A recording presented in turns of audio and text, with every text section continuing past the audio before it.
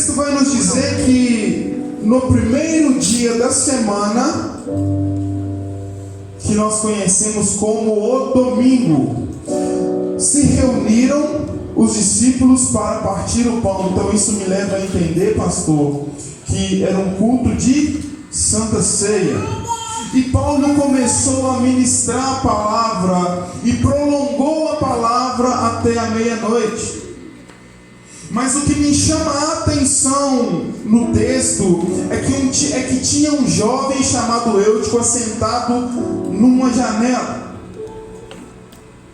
Quem aqui na infância, ou até mesmo no tempo presente, já se assentou numa janela? A característica de uma pessoa que está sentada numa janela é que os pés estão para dentro da casa, mas a metade do corpo está para fora da casa. E sabe o que o Senhor está querendo nos dizer e tratar com nós essa noite? É que existem algumas pessoas que os pés estão na igreja, mas a mente está no mundo.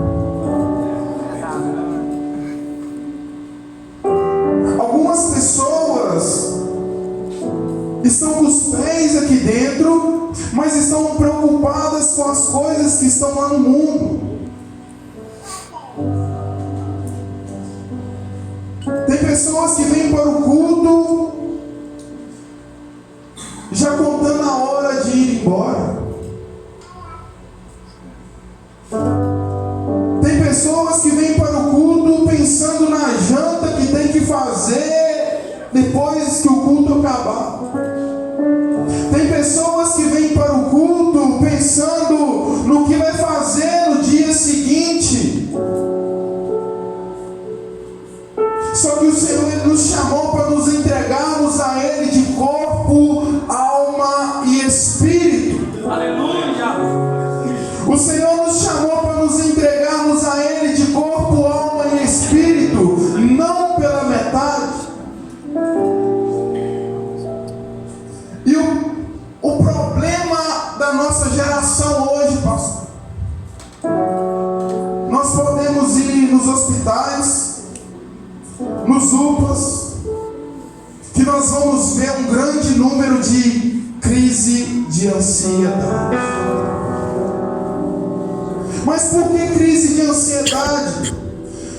Crise de ansiedade é porque nós tiramos os olhos do Senhor. É porque nós tiramos os nossos olhos do Senhor. Quando nós entramos aqui, nós não nos entregamos de corpo, alma e espírito. Estamos pensando em outras coisas, estamos preocupados com outras coisas. Só que o Senhor Ele não nos chamou para nós ficarmos preocupados enquanto nós adoramos. Eu costumo dizer isso lá na igreja que eu congrego, que o poder da adoração ele tem o poder de mover os céus ao nosso favor. O poder da minha e da sua adoração ao Senhor, do nosso culto ao Senhor, ele tem o poder de mover os céus ao nosso favor. Por que você acha que os reis antigos, os reis da Bíblia, eles enviavam os levitas à frente da guerra? Muitas das vezes Davi chegava e a guerra já tinha vencido, já estava vencida.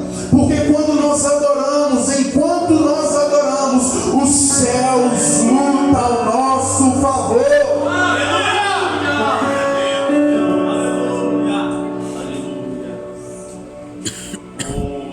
E aquele jovem, ele está na janela, sentado na janela, os pés estão para dentro da casa, mas a mente, a parte do corpo dele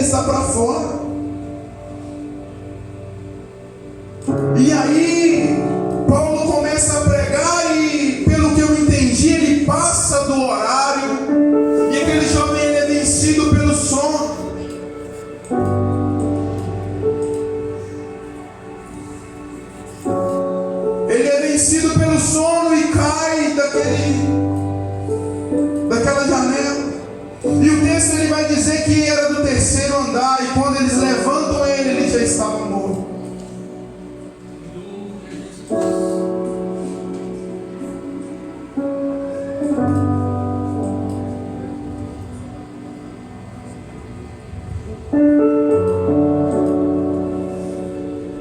O Senhor não nos chamou pela metade. O Senhor, Ele não quer 40% nosso, Ele não quer 50% nosso, Ele não quer 90% nosso, Ele quer 100% de nós. Ele quer uma entrega contínua. Ele quer uma entrega diária de 100%. O Senhor, Ele não se contenta com 50%, 80%, 90%. E sabe o que eu acho interessante? Principalmente quando eu paro para estudar os evangelhos, é que Jesus, ele sempre foi rodeado de pessoas, multidões o seguiam. Tinha discípulos, tinha pessoas que caminhavam mais próximo dele, pessoas que se assentavam à mesa com ele. Mas quando Jesus chegava num ponto de aperto, uns negavam, outros traíam Jesus. Só que chega a certo ponto que Jesus pergunta para eles assim, chega para os seus discípulos e pergunta assim, em Mateus 16, versículo 13, Jesus vai chegar para os seus discípulos e vai dizer assim: o que os outros dizem que eu sou? E alguns levantam a voz e falam assim: uns dizem que você é João Batista, outros dizem que é Elias. Tá sorrindo. Outros dizem que é fulano, que é ciclano, que é bertano. E aí Jesus aperta as coisas, ele estreita as coisas e pergunta: e vocês? E vocês que caminham comigo, que come comigo, que assenta à mesa comigo, o que vocês dizem que eu sou? Sabe o que é interessante? Que somente um levanta a voz nesse momento e fala: tu és o Cristo. Aleluia! Tu és o Cristo, o Filho do Deus vivo. Pedro levanta a voz e reconhece quem Jesus é.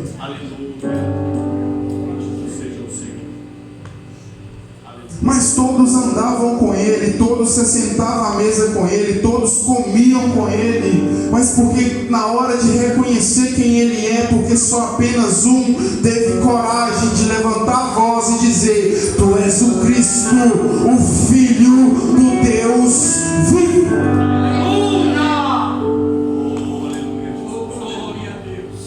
Sabe qual que é o problema? É que nós caminhamos com Jesus, nós assentamos à mesa com Jesus, nós até gritamos e falamos que amamos Jesus, mas nós não reconhecemos quem é Jesus.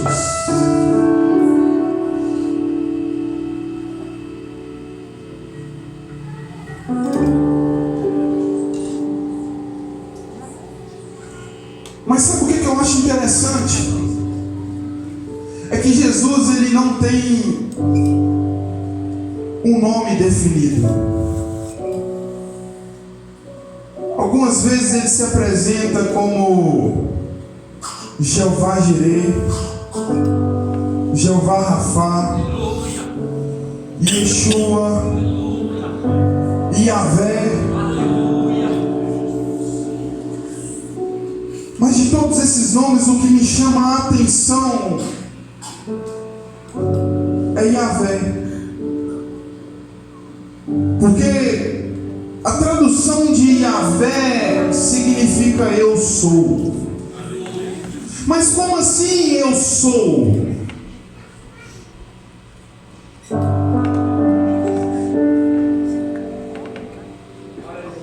Eu sou a água que brota da rocha. Eu sou a cortina de fumaça. Eu sou a coluna de fogo. Eu sou o maná que cai do céu. Eu sou a alegria em meio à tristeza. Eu sou a solução em meio aos problemas. Eu sou aquilo que você precisa que eu seja. Eu sou o alfa. Eu sou o ômega. Eu sou o princípio. Eu sou o fim. Eu sou a verdade. Eu sou a vida. E só reconhece quem Ele é. Quem está conectado com Ele. Quem está com os dois pés, a mente, corpo, alma e espírito fixos nele.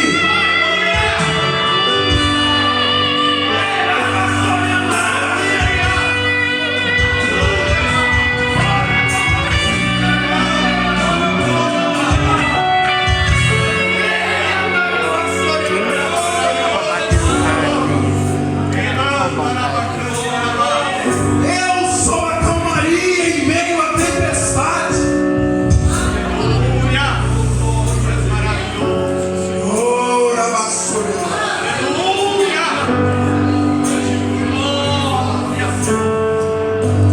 Lembra quando Pedro e os discípulos estavam no barco? Jesus dá uma ordem para eles. Jesus termina de ministrar a palavra na beirada do rio, na beirada do mar, e dá uma ordem para eles, fala: atravessa para o outro lado. Eles pegam e começam a atravessar, e de repente vem uma tempestade, ventos fortes, ondas altas, e os discípulos começam a ficar com medo, e de repente eles olham para o meio do mar e olham e falam assim: é um fantasma. E alguém fala assim, aí Jesus fala: não sou eu. E aí Pedro fala: se és tu mesmo, Jesus, deixa-me ir ter contigo sobre o mar. Sabe, isso aqui é a imaginação de um jovem pregador. Imagino eu que quando Pedro disse isso, os outros discípulos repreenderam ele, porque na ótica humana andar sobre as águas não é possível. E aí Pedro não dá ouvido porque os discípulos disse, e começa a descer do barco e começa a dar um passo de cada vez e começa a ir em direção a Jesus. Tiro duas lições disso aqui. Pedro escolheu viver o sobrenatural de Deus sobre a tempestade, em meio às tempestades. Sabe o que o Senhor está dizendo para nós aqui essa noite, meu irmão? Enquanto os seus olhos estiverem fixos nele, você pode cair a tempestade que for, você sempre vai escolher viver o sobrenatural de Deus em meio às tempestades. Segunda lição: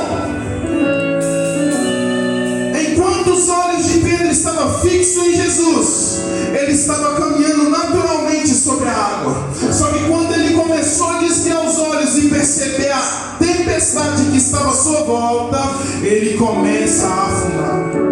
Sabe o que eu quero dizer para você aqui essa noite? Que enquanto você estiver com os olhos fixos em Jesus, pode vir qualquer tempestade, pode vir qualquer leão, pode vir qualquer gigante, nada vai te abalar, meu irmão.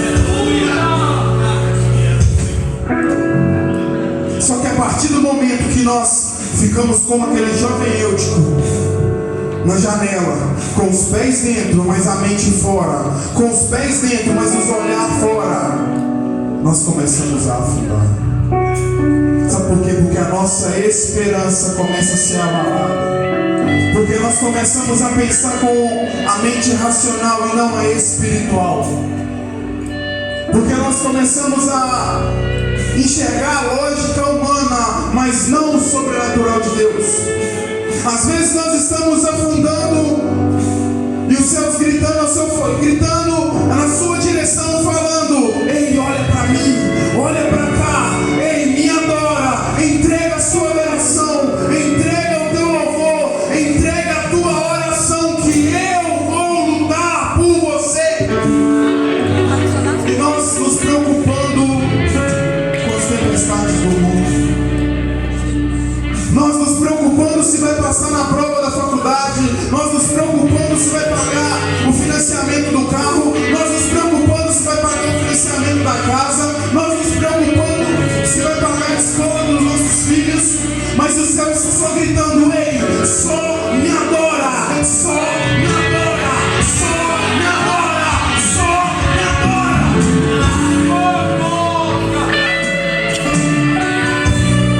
Sabe por quê? Porque enquanto você adora, enquanto você louva, os céus guerreiam a teu favor, os céus lutam as suas guerras.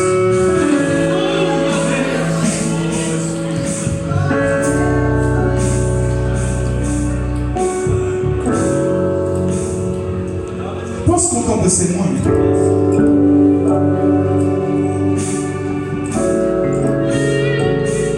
Esse mês, eu cheio de planos. O mês passado, o mês acabando, eu cheio de planos para esse mês, projetando algumas coisas, pensando: meu salário vai cair na conta, eu vou fazer isso, vou fazer aquilo, esse projeto ele vai dar certo, eu vou concluir esse projeto, eu vou fazer isso, eu vou fazer aquilo. E eu acredito que Deus ele deixa a gente passar por determinadas situações para nos provar e nos testar na nossa fé. E é maravilhoso ser provado por Deus, meu irmão, porque quando você é provado e aprovado, você sobe um nível. Empolgado com alguns projetos para serem concluídos, na expectativa do meu salário. Quando deu 4 horas da manhã do dia de cair o pagamento, 4 horas da manhã, eu já acordei, abri a conta do banco. Não vou nem esperar clarear, não. Se é para concluir projeto, é 4 horas da manhã.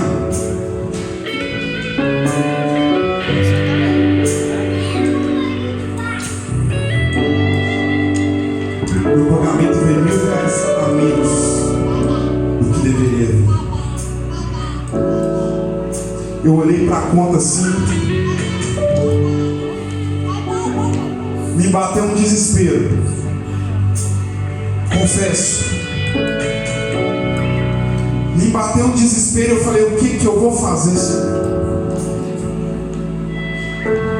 O que eu vou fazer? Por um segundo, meu irmão, meus olhos foram no mundo. Começou a enxergar a ótica do mundo. Começou a enxergar o que o mundo diz a meu respeito e não o que o céu diz a meu respeito. Só que no mesmo instante,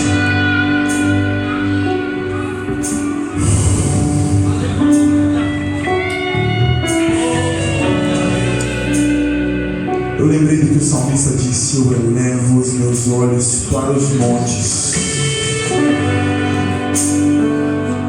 De onde me virá o meu socorro? O meu socorro vem do Senhor, que fez os céus e a terra. Glória a Deus.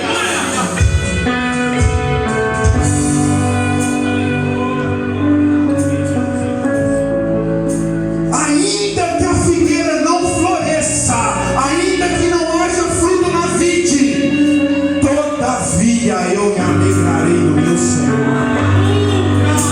Sabe o que o Senhor está te dizendo aqui, meu irmão? Pode te faltar tudo, mas se não te faltar a presença, você pode ficar tranquilo. Pode descansar tranquilo, porque tudo Ele resolve. Glória a Deus.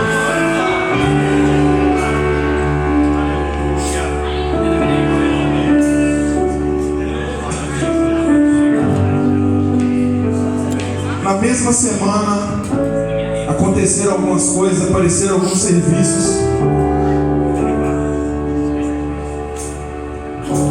E o que faltava,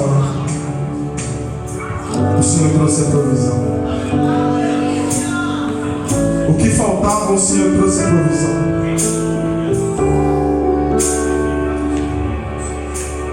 Só para a gente concluir aqui, porque meu tempo está acabando. Paulo, ele estava ministrando uma mensagem no culto de Santa Ceia, e aquele jovem ele cai da janela do terceiro andar, e o texto vai dizer para a gente que ele morre. Amém? Amém? O texto vai dizer que ele morre. Só que Paulo, lá no que ele estava fazendo, desce e abraça o menino e fala para as pessoas que estavam à volta dele: calma, ele não está morto, ele está vivo. Sabe o que eu estou querendo te dizer nessa noite, meu irmão?